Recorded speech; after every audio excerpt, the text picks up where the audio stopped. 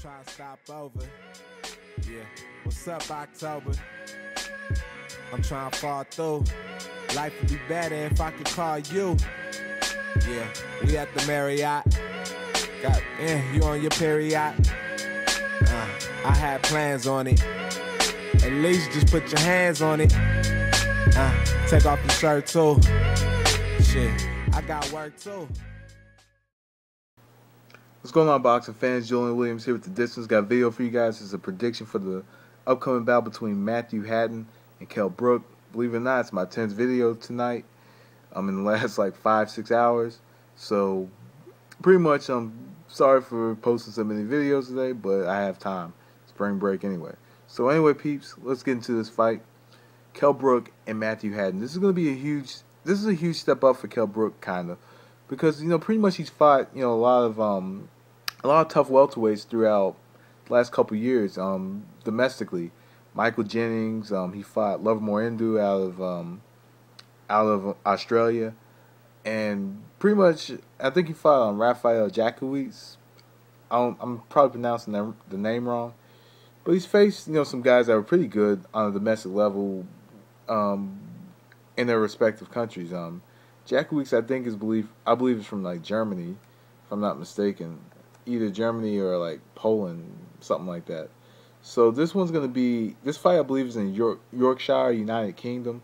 It's for the WBA and IBA International Welterweight Championships, I believe. And it's this Saturday, so this is actually a pretty good fight. Kell Brook has knockouts or stoppages in 9 out of his last 10. Hatton has lost out of his last, has lost to Alvarez last year and had another fight back in August. So let's get into the fight, and I'll start with Hatton. Hatton doesn't really have a specific style. Pretty much he's very simple with what he does.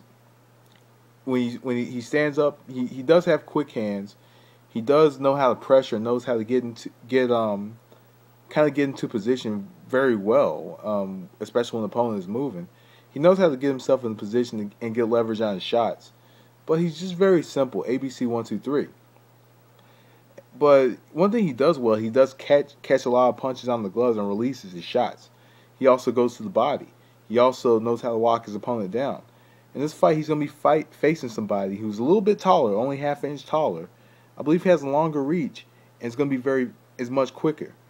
So in this fight, Hatton has to be able to time the jab in the right hand of Kell Brook.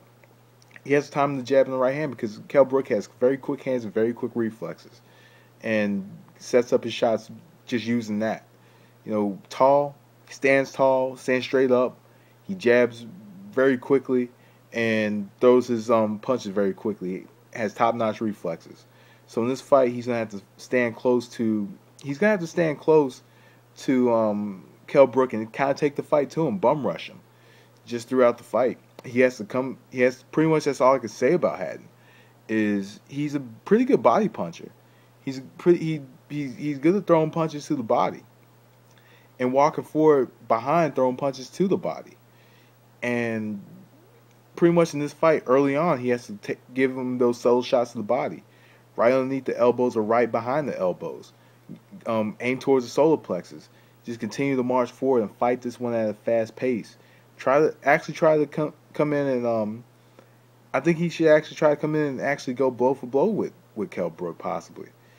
And it's very risky, as I mentioned in another fight. This is very risky for him. He's going to be squaring up with Brook, and if he can make Brook square up with him, he could have the fight in his hands. But also, if he can make Brook back up, if he can make him back up and back towards the ropes, and Hatton can just throw his shots to the body consistently and just pressure him throughout the fight and kind of find his little spots in the ring where he can pressure him or look to land, underneath his shots, I think he could very well win this fight. On the other hand, you have Kell Brook. As I mentioned, stopped 9 out of his last 10. He's about 5'9", has like a 69-inch reach. Very decent for, a welterweight. Some welterweights tend to have like 70, 71. I think his reach is longer than Cotto's. I think Cotto has like a 66 or 67-inch reach. So he has a pretty decent reach for a welterweight. quite tall, about 5'9", and good, like I said, good reflexes, good hand speed, and pretty decent decent power. In this fight, he's gonna have to go in. He's gonna have to try to outwork Hatton and outwork him from the outside. Keep him at the end of the jab. Brook does a good job of kind of trying to set up his uppercut from time to time. He does throw the uppercut, especially when he's in the right position. And he doesn't tend to get a lot of leverage behind that uppercut, and sometimes he tends to miss.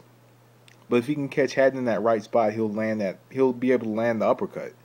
But if he can just stay on the outside, jab, use his foot speed to his advantage, because he does have pretty good foot speed and good lateral movement, and create angles and create space using the jab, and pivoting his body to a position where Hatton continues to turn, I think he wins the fight.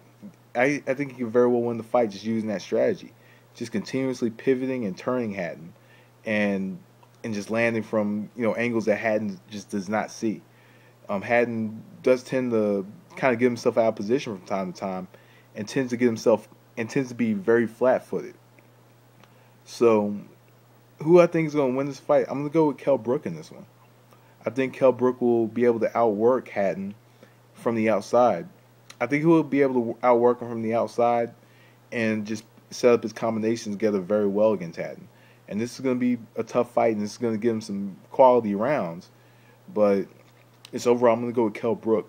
I think the hand speed, the reflexes, and the foot speed is going to be too much for Hatton. So Kell Brook by a decision. So anyway, peeps, that was The Distance. Thanks for watching. Yeah, Phil, J. DC, Maryland, Virginia, y'all know what time it is. Money! Royal fam in the building. King shit. I'm gone, niggas can't find me. Paid trips to them palm trees. Rockin' shit that ain't out yet.